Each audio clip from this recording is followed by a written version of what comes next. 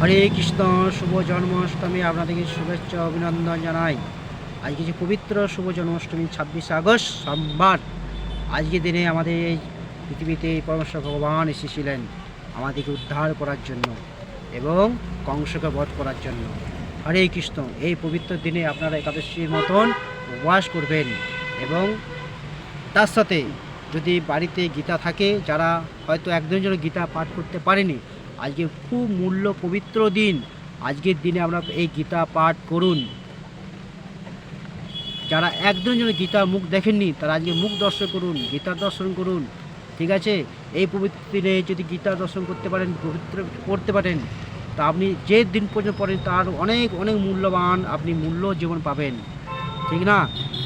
এবং তার সাথে যদি জপে মালা থাকে, জপ করতে পারেন, মহামন্ত্র হরিনাম সংকীর্তন করতে পারেন, তার সঙ্গে যত করবেন তত আপনার লাভ পাবেন, আপনি পূর্ণ লাভ পাবেন। তার সাথে দেখুন, কলি চায় না যে আপনার জীবনে ভগবদ্গীতা আসুক। কলি কখনোই চায় না আপনি গীতা পড়ুন। কলি কখনোই চায় না আপনি ভগবানের চরণ আশ্রয় নেন। কলি কখনোই চায় না আপনি ভগবানের নাম নেন। কলি কখনোই চায় না যে ভগবান ধামে যান। কলি কী চায়? কলি সবসময় চায় আপনি খারাপ পথে যান, খারাপ আলোচনা করুন, খারাপ লোকের সঙ্গে মিশুন, খারাপ কথা বলুন, খারাপ সম্বন্ধে জড়িত হয়ে যান। ঠিক আছে? এইসব কলি চায়। কিন্তু যারা বুদ্ধিমান মানুষ, যারা গীতা পড়তে শুরু করেছেন, তাদের জীবন ধন্য হয়ে গেছে। হরি বল, হরি বল, হরি বল। ওই জন্যই বলছি, এই পবিত্র দিনে গীতা পড়ুন, গীতা পড়ুন, গীতা পড়ুন। গীতা পড়ে নিজেকে উৎসর্গ করুন ভগবানের চরণে। এই পবিত্র জন্মাষ্টমীর দিনে এই সুযোগ আর কোনোদিন আপনারা পাবেন না। এই জড়জগতে এসেছেন কী জন্য? খাওয়া দাওয়া ঘুমাবার জন্য? ভুল।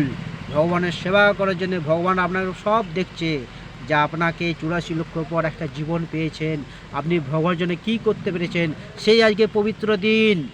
এই দিনে যদি আপনি ভগবানের জন্য একটুকু যদি কিছু করতে পারেন, যদি ভগবানের চরণে যে তুলসী পাত্র অর্পণ করতে পারেন, তা আপনার জীবন ধন্য হয়ে যাবে। হরে কৃষ্ণ, হরি বল। তার সঙ্গে গীতা যদি পড়তে পারেন ভগবানের কাছে, আপনার জীবন আরও ধন্য হয়ে যাবে। হরে কৃষ্ণ, হরি বল। যদি এক মানা জপ করতে পারেন, আপনার জীবন আরও ধন্য হয়ে যাবে। হরে কৃষ্ণ, হরি বল। আর কি চাই আমাদের জীবনে বলুন? গীতা আর হরিনাম।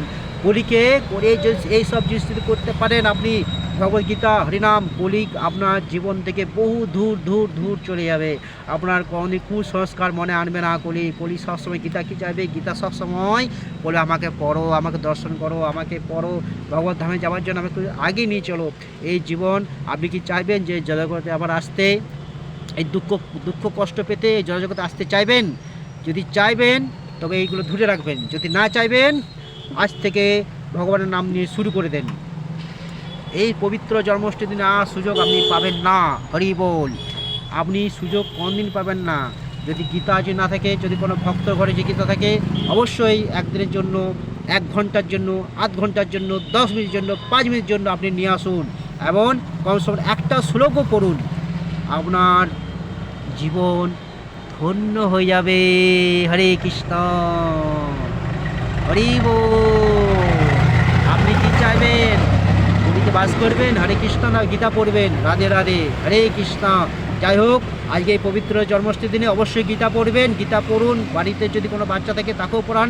অবশ্যই মন্ত্র দে, ওম ভগবতে বাসুদেবায় নমঃ, ওম ভগবতে বাসুদেবায় নমঃ। জয় গীতা, জয় গীতা। জন্মাষ্টমী ভালো থাকবেন, সুস্থ থাকবেন। হরে কৃষ্ণ, হরি বল।